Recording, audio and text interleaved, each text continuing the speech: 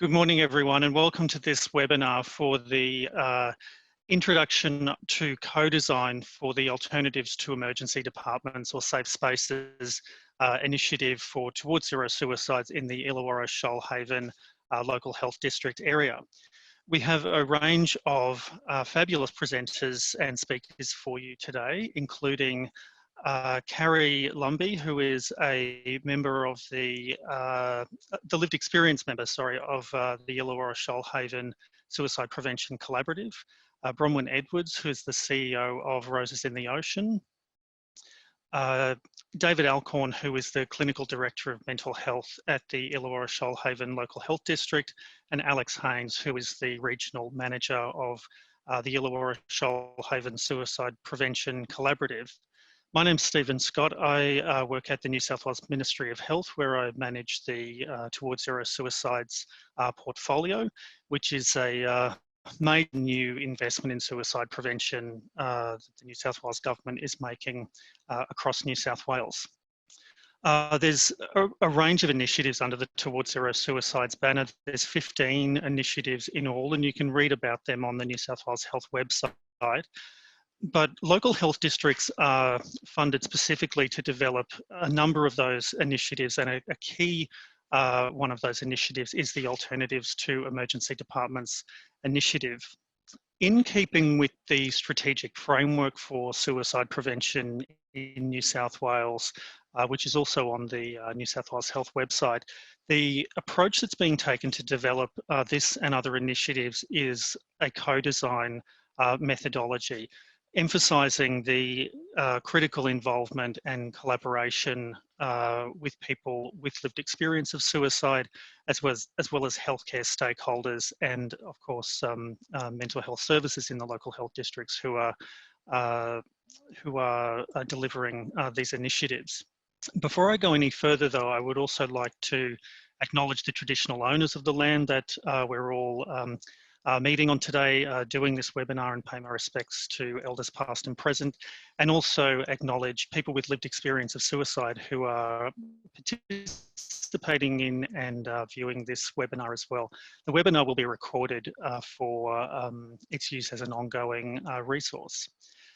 Now, just to explain a little bit more about some of the different roles that have been engaged to develop the Alternatives to Emergency Departments initiative, Roses in the Ocean and Beacon Strategies, who are a co-design specialist agency, have been funded by the Ministry of Health to lead and support the co-design processes at the local health district level around the state. This has been preceded, though, by a forum that was held in November of 2019 that brought together a whole range of stakeholders across the state, including local health districts, people with lived experience of suicide, suicide prevention experts, Aboriginal community-controlled health organisations, suicide prevention collaboratives, and research organisations, as well as a number of community-managed or non-government organisations, to devise some general statewide guidelines for the development of this initiative. And that produced some core principles or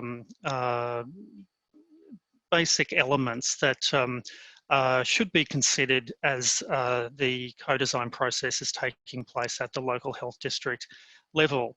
That set of guidelines is available from the Illawarra Shoalhaven Suicide Prevention Collaborative and also from the Ministry of Health. And just to give you a very brief overview of some of the components of that are especially important to bear in mind as the district proceeds with the co-design process. These include leadership by people with lived experience of suicide, safety and accessibility, importantly, a non-clinical model, the importance of recovery-oriented support, and also finally transparency. And that's a point about there being accountability and transparency about the effectiveness of the service, there being an emphasis on outcome reporting being non-intrusive and not presenting a barrier to people accessing the service. So in keeping with some of those earlier points related to the safety and accessibility of the service for the people who are using it. Now, as I said, there's more detail online about those guidelines and about the initiative itself. But at this stage, I'll move to our first speaker or our first panelist, who is Carrie. And I'll just ask you an opening question, Carrie, regarding the development of the safe spaces concept in Illawarra Shoalhaven. I know there's been a lot of work done there even prior to the Towards Zero Suicides work commencing. So could you share with us what that safe space concept is all about?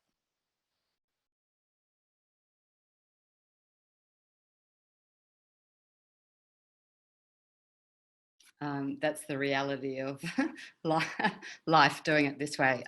So for a number of years, people with lived experience like me have really wanted to develop genuine alternatives to ED in hospital for people in distress. We have said that what's important to us is to not pathologise emotional pain, to recognise that there's a range of factors that might drive like people's suicidality, and so and also that people with lived experience are often best placed to support people to really develop relationships that are based in mutual understanding that comes with common experience. And so what we did was we developed a working group around a safe space, and that's been going for a couple of years. And we've really started to articulate what that would look like for us, because we think it's very important to be responsive to local needs. And that's also what Codesign is about.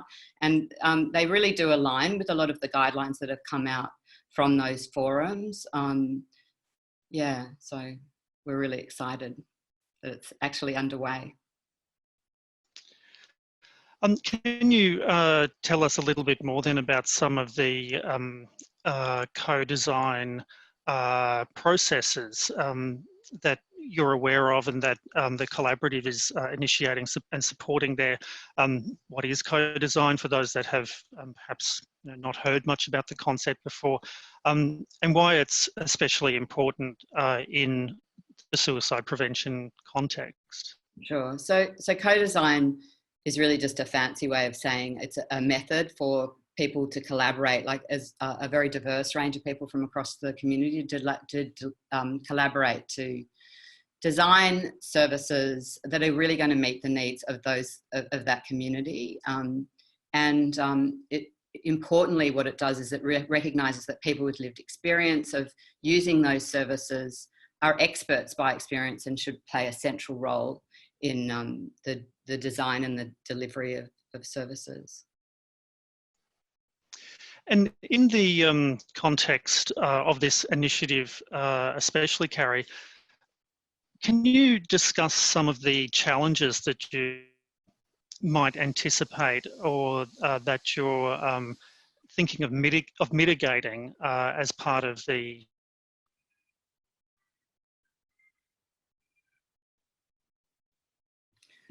Sorry, Stephen, I think you're frozen, but I think you're asking me about the specific challenges related to co-designing a safe space. And I think particularly when we're co-designing mental health services, the challenges are really around making sure that there's active and meaningful participation from people who are already marginalised and often oppressed by existing systems. So that's particularly Aboriginal people.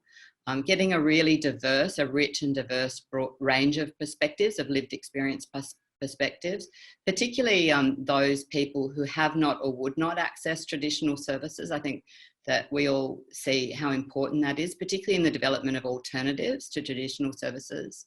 And I guess also just being able to create an environment where there's genuine power sharing. We will have people in co-design processes that have, for example, experienced involuntary treatment in hospital.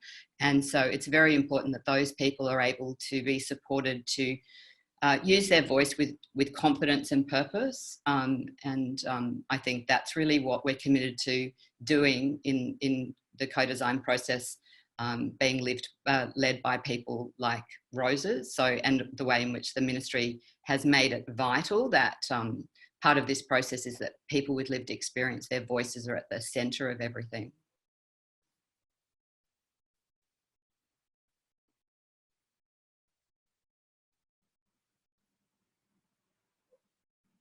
Carrie, just while it looks like Stephen's having a bit of audio issues there, but the next question I guess is just, are you able to talk a little bit towards how there is alignment between the approach that Roses in the Ocean takes to co-design and the ACI co-design principles that the ministry is embracing? Sure. So ACI just stands for the Agency for Clinical Innovation, and the ministry, while really wants this co-design process to have a local flavour and to understand that it is something that is iterative, so meaning that it's ongoing, and so there are broad parameters, but there's room to move in terms of how we actually do the co-design process.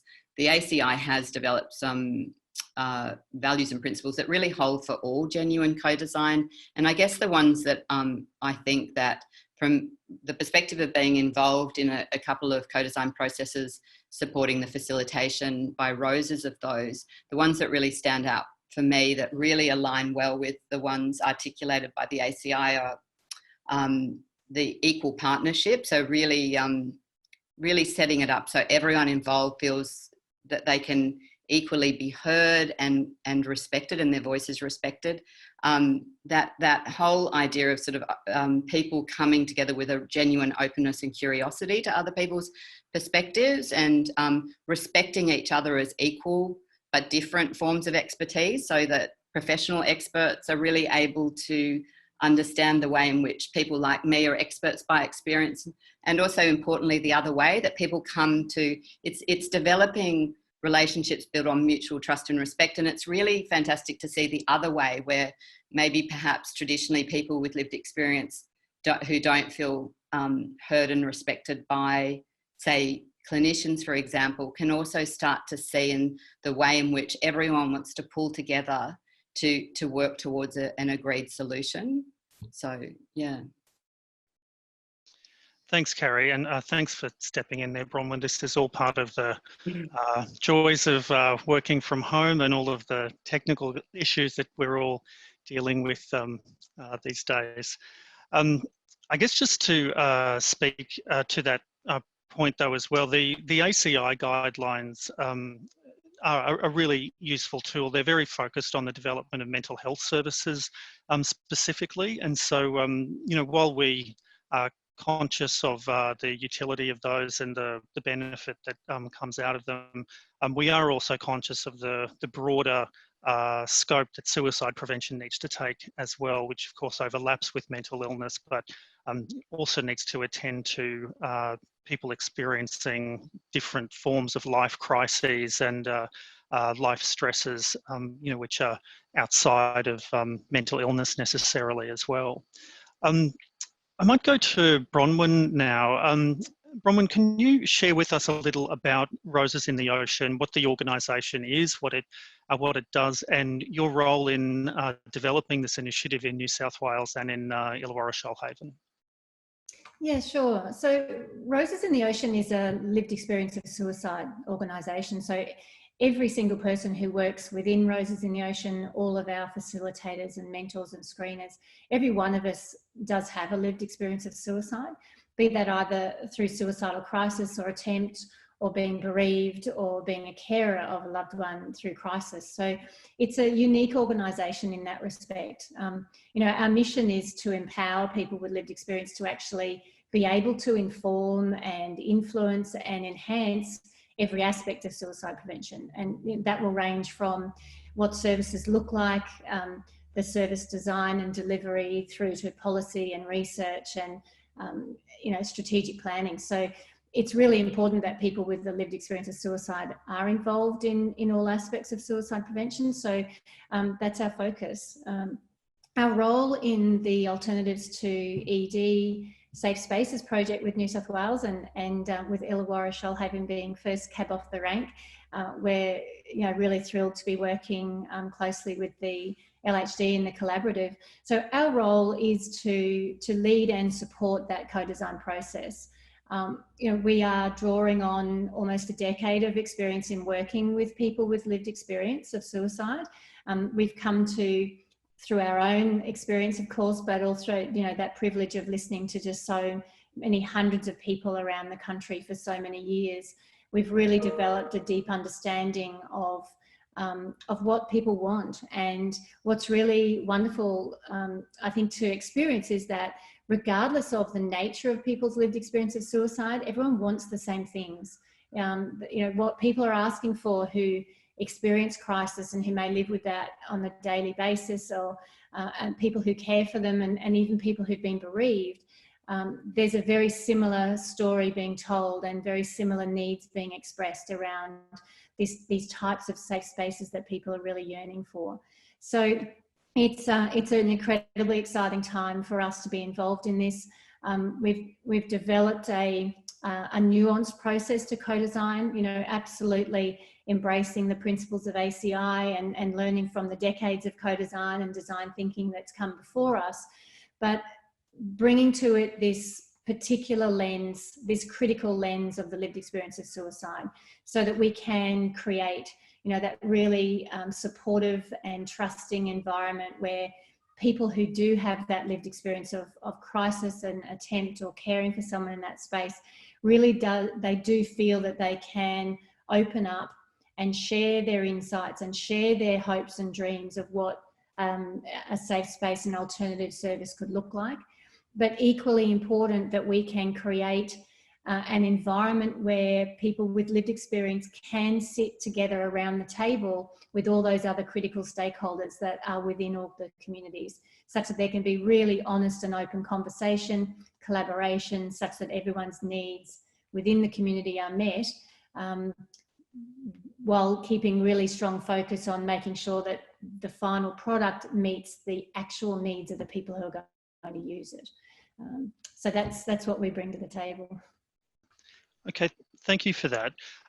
Roses in the Ocean has had a long history in representing and advocating for people with lived experience of suicide, but have also taken an increasing role, I think, around service development and in co-design methodology specifically. And you have been involved in a number of other co-design activities. So could you give us some examples of the other work that Roses has been involved in that may be similar to what you're bringing to this initiative? Yeah, of course. So some of the key more recent co-design processes are things like co-designing the peer enhancement model for the Wayback Support Service. So that's Beyond Blue's aftercare service. And most recently, literally just finished in the last week, co-designing the localisation of that. So there was an overarching model co-designed at the end of 2018, but then there's a trial site now occurring, and we've been working closely with that local community to see how does this need to be adapted to suit your specific needs in your community. We've also recently been involved in co-designing a carer support service. For people who are caring for people who are in crisis, there has to date been very little available in terms of support for them. So it was a collaboration between people with a lived experience of caring for loved ones in crisis, that particular PHN, the Hospital and Health Service, and other community organisations that will need to feed in and out of that service. We've been involved in other safe space consultations and co-design processes. And funnily enough, it's everything that Roses in the Ocean actually does is by default a co-design process as well, because everything that we do is involving people with lived experience, which I think is why it comes quite naturally to us, because it's just very obvious about what needs to occur to make sure that those voices are heard.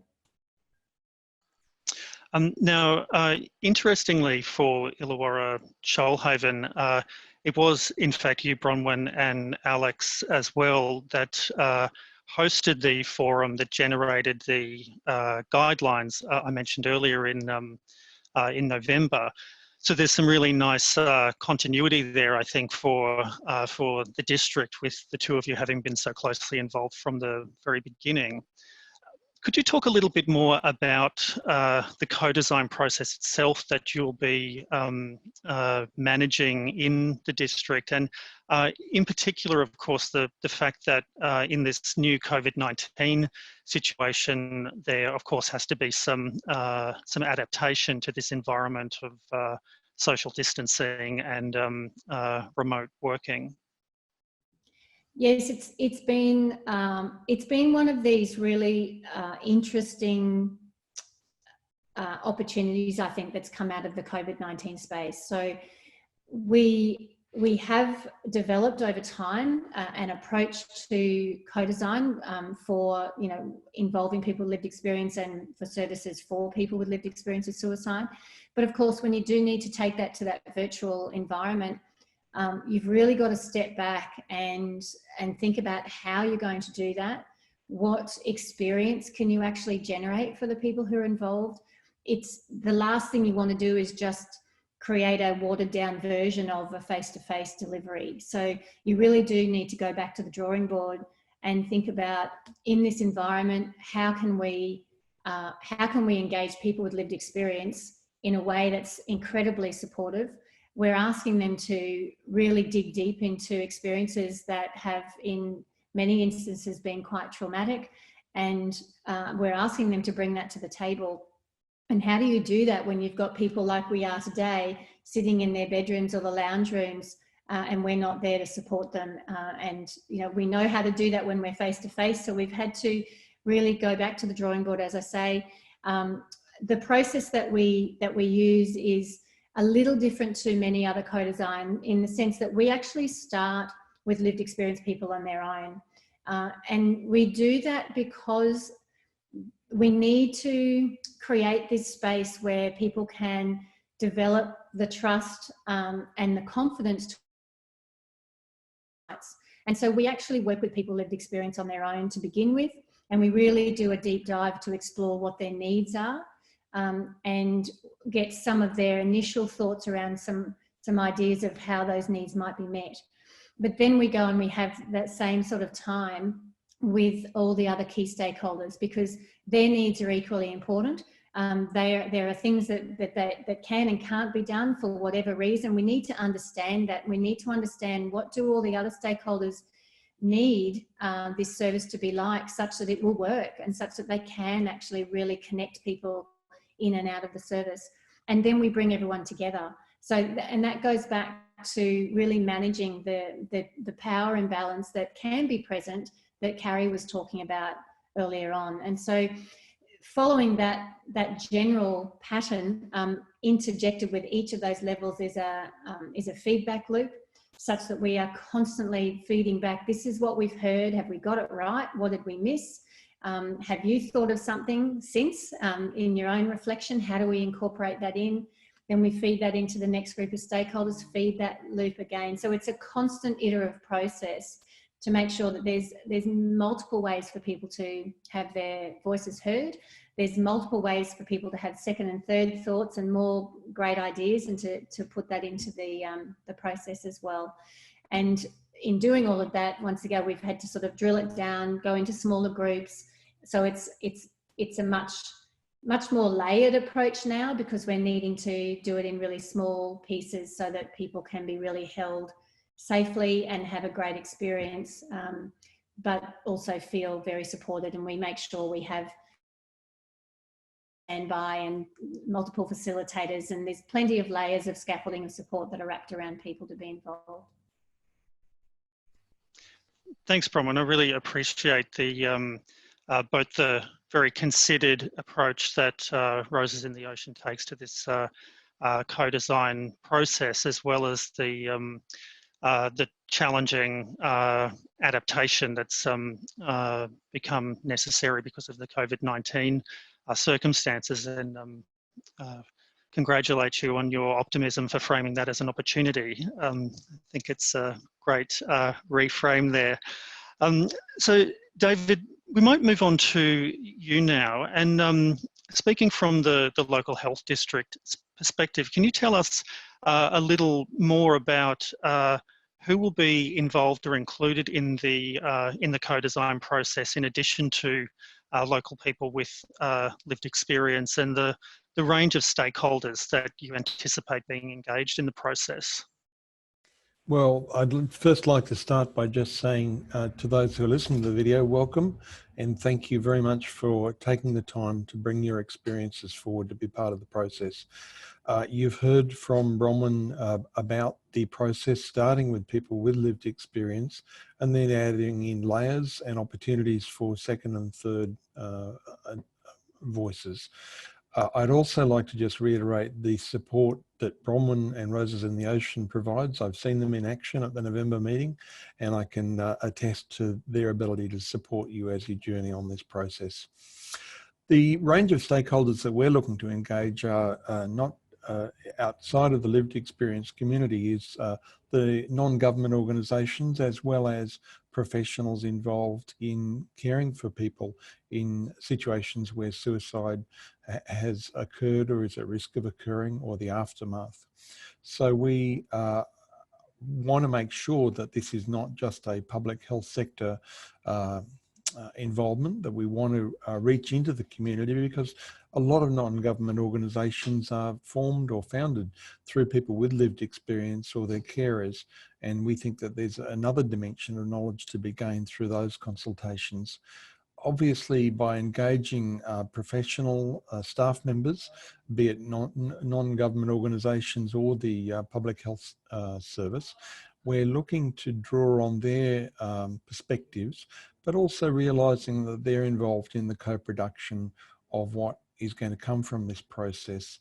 Because of course, co-design is more than the design itself. It's the ongoing production, the monitoring and the improvement. And it's making sure that voices that start at the beginning continue to be heard through that process. And sometimes for professionals, it's a little bit confronting to be involved in these discussions. So we want to make sure we take care of the professionals involved, who often bring their own lived experiences to these discussions too. So that's the broad range of people that we'll be involving. And of course, the role of co-ordinaire has been invaluable, and the Suicide Collaborative in dealing with all the multiple stakeholders and getting this process going. I'd also like to just pay tribute to the ministry. This is a brave and innovative intervention that the ministry is making, and it's consistent with the whole of government targets about towards zero suicide. So we're thrilled to be involved in it. Thanks, Stephen. Thanks for that, David. And I think there were some really important points you were mentioning there about the iterative and longer term process of co-design as well. And I would just like to re-emphasize that the ministry's resourcing around this co-design work is not as just an initial process that develops a service model, but also a longer term process over these next 2 or more years to engage in that revision and redesign set of activities that you were mentioning there as well. David, as a senior clinician in the district, you would have had, I think, seen probably an increasing emphasis of co-design over time with health service users, especially in the last maybe 5 or so years. Can you give us some of your own personal reflections about your experience in these kinds of processes? Sure, thanks, Stephen. So my experience has been across a number of different jurisdictions. I have been involved in co-design processes with Aboriginal communities and consumers in Queensland. And I think a very first step is making people feel welcome to participate, to provide them with the consistency and the clarity that enables people who've had often very negative experiences of health systems to participate and to trust that the process will be integral to what comes next in terms of service design and service production. And so always keeping an ear to the ground, keeping the professional staff engaged in this process is one of the joys of it, because it provides a range of different perspectives for everyone. And I really enjoyed Bronwyn's point that Roses in the Ocean's involvement is by definition co-design, because it's involving people with lived experience. I think we also forget that co-design involves not just one condition or one circumstance, not to pathologize things, but often it involves people living with multiple life circumstances and sometimes multiple medical and other conditions. And so part of the sensitivity and listening to people's experience and helping to the process to be shaped by their views is understanding that healthcare is often provided along single lines of diagnosis. What people who use services want is to have a better quality of life, and they want to be supported and have social connections to enable them to do that. And that's been certainly a major part of my focus in other jurisdictions, working with people with comorbid mental illnesses as well as physical illnesses. And I think it's fair to say we are very much now focused on looking at some of the physical illnesses that go alongside people who have to endure chronic difficulties with their thoughts and feelings and behaviours. Thanks, David, and thank you to the district as well for your willingness and enthusiasm for stepping into this process, especially as the first district in the state who is taking on this this co-design process. We really appreciate your leadership in this regard. Just moving on to Alex, lastly but certainly not least. Alex, you're the coordinator or manager of the Suicide Prevention Collaborative in Illawarra Shoalhaven.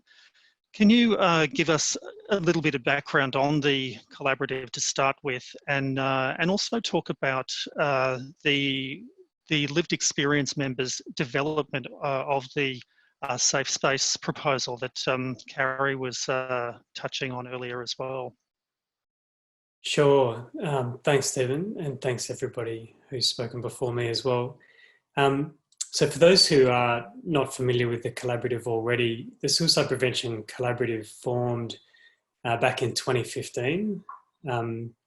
Essentially, it was kind of born out of frustration, really, that there were a whole lot of really good people doing some really good work in suicide prevention, but for various reasons, suicide rates weren't going down and people's needs weren't being met. So we decided to work differently, and essentially that different was to be able to work together to try and make sure that all our efforts were complementing each other better, to try and make sure that we were using evidence to inform what we were doing locally, and also embedding evaluation to check that whatever we were doing locally was actually kind of hitting the mark, rather than just sort of installed an off-the-shelf evidence-based program from somewhere overseas and hope that it works with our communities. I think it's important that we continue to learn about how to make sure that we're hitting the mark as well as possible with our communities. So we started in 2015. We've now got about 40 odd organisations that are members of the collaborative, all working together. And from day one, we've had a strong vein of lived experience throughout the work of the collaborative. And I think that's been incredibly critical to our success in a whole lot of ways, partly in just sort of keeping us all accountable to make sure that we're actually going to achieve what we say we're going to achieve, but also making sure that whatever we plan to do is actually going to meet the needs of people in the community who are struggling for whatever reasons. And I think that that's obviously one of the reasons why co-design has been set as an expectation from the Ministry for all districts to have throughout these initiatives. So in general, the scope of the collaborative for the Illawarra Shoalhaven, you know, the scope of what we work on and what we see as, you know, relevant for us to focus our attention on, our scope is defined by our members. So when the community says we really need to do some work on this or this, well, then that's what we need to work on to a large extent. And our role as a collaborative is trying to pull everybody together that needs to be involved in those conversations, and also help the people who are involved in those discussions have access to the kind of information that they would need to do a really good job of it. So sometimes that's about evidence or data around what's happening locally. And sometimes it's just about bringing people together so that they know what else is happening and who else might be able to contribute. So in relation to this kind of work, as it was mentioned earlier, the collaborative had a working group kind of emerge from our lived experience members that really wanted to tackle the issue of safe spaces or these non-clinical supports for people in crisis with suicidality. So that sort of conversation bubbled around from pretty early on before forming into an actual working group where we got together and said, okay, we really need to articulate what it is we want with this and start looking at how we might actually get it happening. So that started in 2018. So with some regards, I think that the co-design of this work for our region started some time ago. And I'd say that that's really quite an asset for us. And it's helped to thread that co-design culture through the way that we've been working as a local health district, as the PHN, as NGOs. We are now quite comfortable and really positive about working together. And I think that's going to serve us well when we're trying to address issues like this. Because I do feel like some of the things we're trying to achieve with this Safe Space initiative, it's going to require more input than just one organisation or one sort of voice. I think that we do need to work together to make this stuff happen. If it were easy for one organisation to do, then I think somebody would have done it a while ago.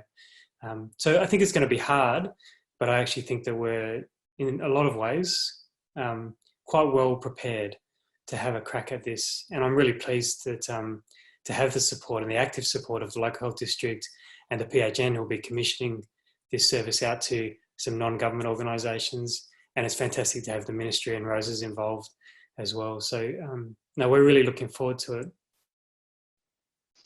it. Thanks, Alex. And I really agree with the point you made there that Illawarra Shoalhaven is in a fantastic position to do this kind of work because of the success of the collaborative and the really excellent collaborative structure that's been developed there over a longer period of time. So it's a great example, I think, of breaking down some of that fragmentation and lack of coordination that we sometimes see in the suicide prevention space. Did you want to go into a bit more detail now about the ways that, the different ways that people can contribute to the co-design process locally? Yeah, and look, Bronnie's kind of outlined things in a rough kind of structural way, which is really helpful. And just to make mention, so in addition to the participants who are listening to this, in addition to being able to watch this kind of orientation video webinar, there'll be a link that you'll have already seen perhaps to an information pack, and the process for the co-design that Bronnie was talking to before, that's actually visually represented in that information pack. So you can go to that and you can kind of see what it is that we were talking about. But yeah, look, I think that one of the really important kind of cultural principles that we wanted to embed within this process is to make sure that we're enabling anybody to kind of have input and help shape this service. I think that's really important culturally from our perspective. It's one of the collaborative's values and certainly one of the principles of co-design. And normally we do that through face-to-face workshops, and it would be really lovely, and we could have, you know, lots of interactions and we'd get to know people maybe we haven't met. And it would be a super, you know, buzz that we'd all walk away from that with. But unfortunately, we're doing everything via video. So I really appreciate everybody who is participating. Just, you know, I think you're all going to be lovely and patient with us. And we'd welcome any feedback on how we could do this better. But what we have had to do is kind of limit the number of people who are involved in some of those really focused discussions, so that if you have 100 people on a video chat, it's just kind of hopeless for discussion. So we wanted to try to create a space that's intimate enough and comfortable enough for people to share their experiences. And so we've had to do that, we've had to limit the number of people who are involved from lived experience perspective and the health professional perspective.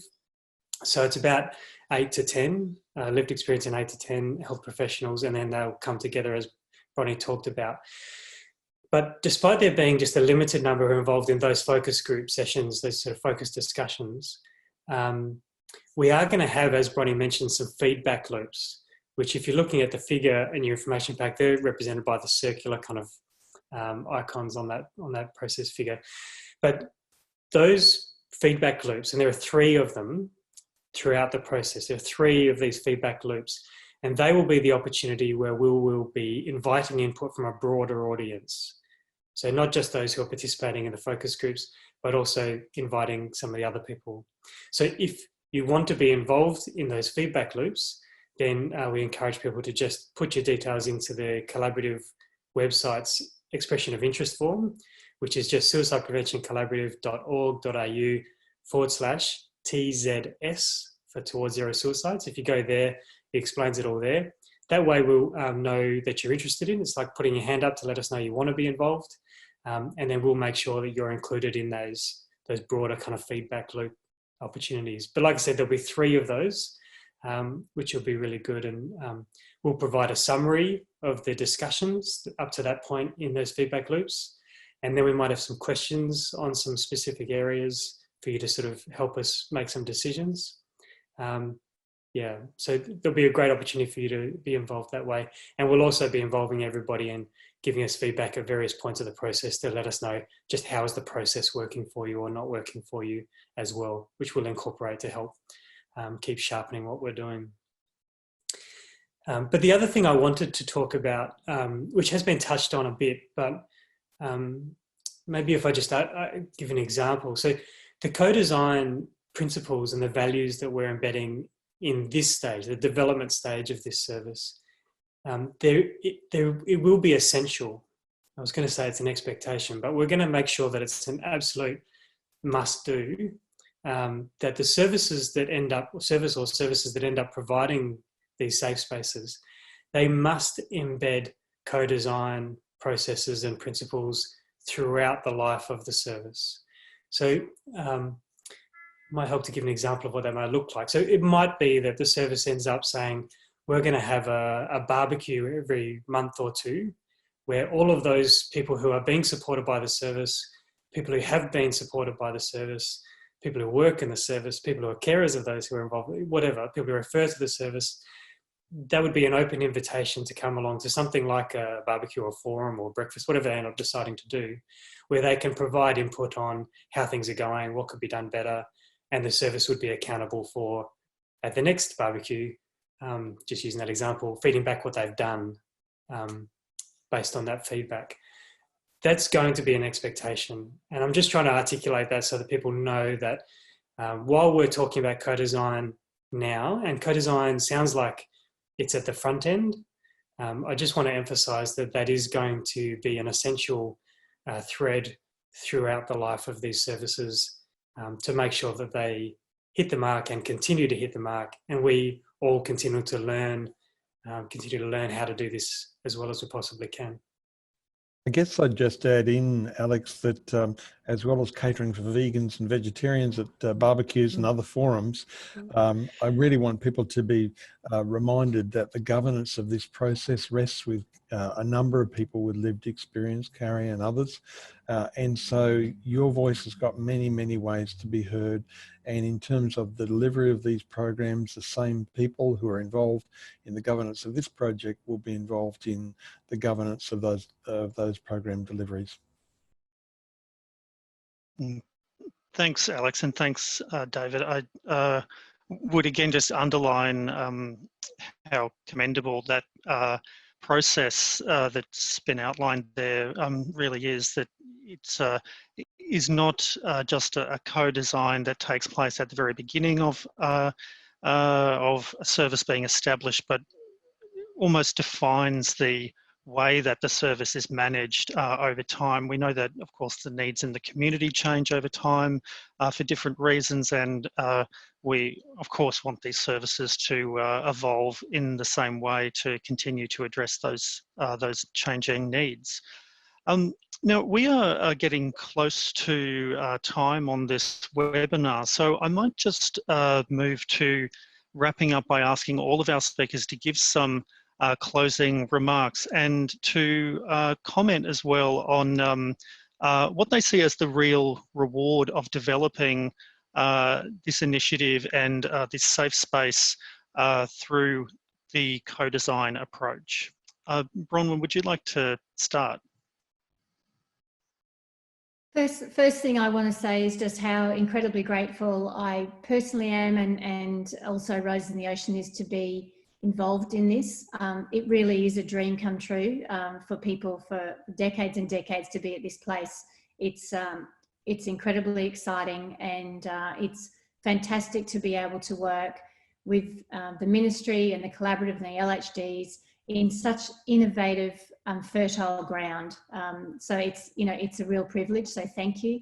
And in terms of what, I really believe can come out of this from the bottom of my heart is that we can and we will collectively design, a safe space where it is meeting the needs of the people who really need it.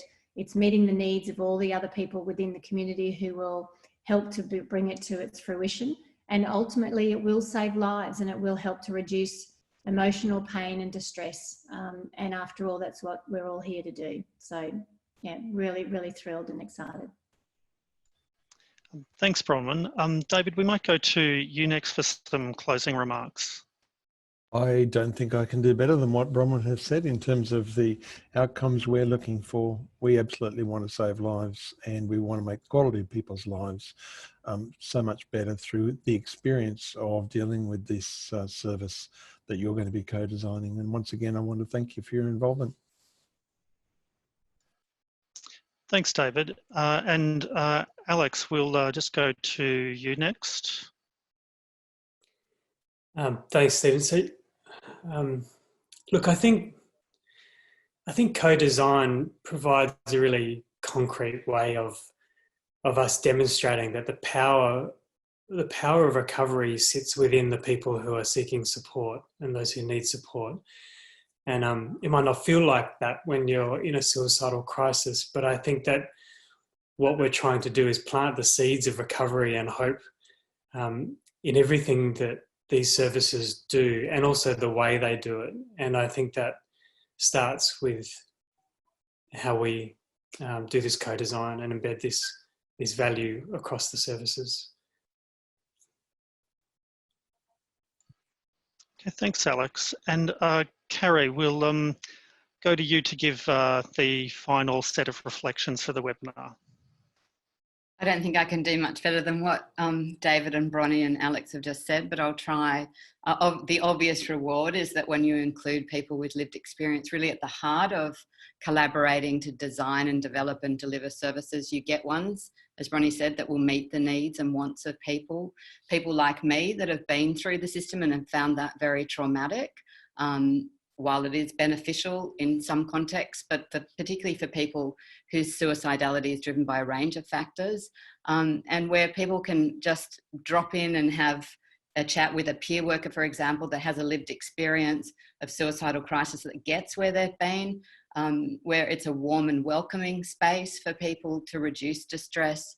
And I think also the real benefit of co-design is the benefit that I've received and so many others from being part of the collaborative, which is that the collaborative way of working really fosters trust and cooperation between very diverse stakeholders, sometimes people that you think are kind of your enemies at first, and that adds so much more value than the co-design of one particular service, particularly in a regional community. You're really strengthening the social fabric, and that's really broadly what creates healthy, more humane communities. Thanks, Carrie. I think those were excellent points. Just to wrap up from the ministry's perspective, we're really excited to have the opportunity for new services, particularly of this character, to be developed in suicide prevention. And I just really want to reiterate the fundamental link that we see between co-design with people with lived experience of suicide and other local stakeholders, and the ultimate effectiveness of the service itself. The methodology really is fundamental to ensuring that these services are customised, are responding to what local need is, and importantly, responding to what the community will actually find beneficial in these services. So again, I would just like to express our appreciation for the Illawarra Shoalhaven district and the collaborative and the range of stakeholders down there for embracing this opportunity with such enthusiasm, and thank all of the viewers of this webinar and everyone who will participate in the co-design process locally there. I would just encourage you all in closing to certainly go and check out those links and resources that Alex mentioned on the Collaborative's website. There is a lot of information there and a growing amount of information. And thank you again for your interest in Towards Zero Suicides and the Alternatives to Emergency Departments initiative. Thank you to all of our speakers for your time and really invaluable contributions today. And we look forward to seeing all of you at another webinar very soon. So stay safe and take care for now. Bye-bye.